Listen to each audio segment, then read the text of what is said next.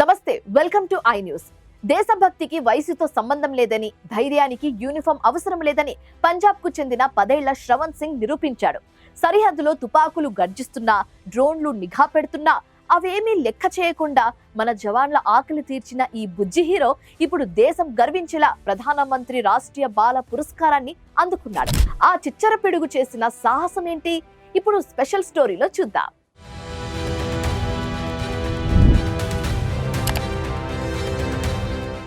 దేశ సరిహద్దుల్లో ఉద్రిక్తతలో పీక్స్ లో ఉన్నప్పుడు ప్రాణ భయంతో జనం వణికిపోతున్న తరుణంలో పంజాబ్లోని ఫిరోజ్పూర్ జిల్లాకు చెందిన 10 ఏళ్ల శ్రవణ్ సింగ్ మాత్రం ఒక అసాధారణ సాహసానికి పూనుకున్నాడు. పహల్గామ్ వద్ద జరిగిన ఉగ్రదాడికి ప్రతీకారంగా భారత్ ఆపరేషన్ సింధూర్ చేపట్టింది.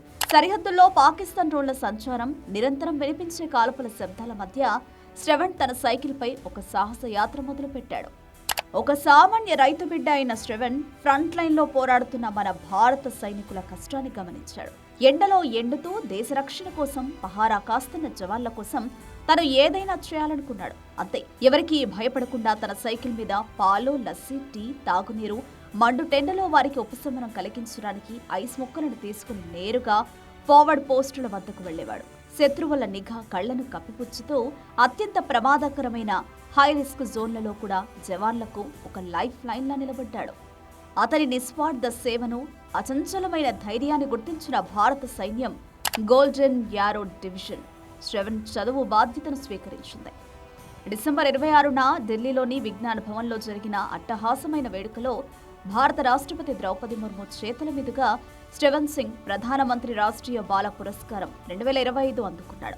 అవార్డు అందుకున్న తర్వాత శ్రవణ్ అమాయకంగా చెప్పిన మాటలు అందరినీ కదిలించాయి.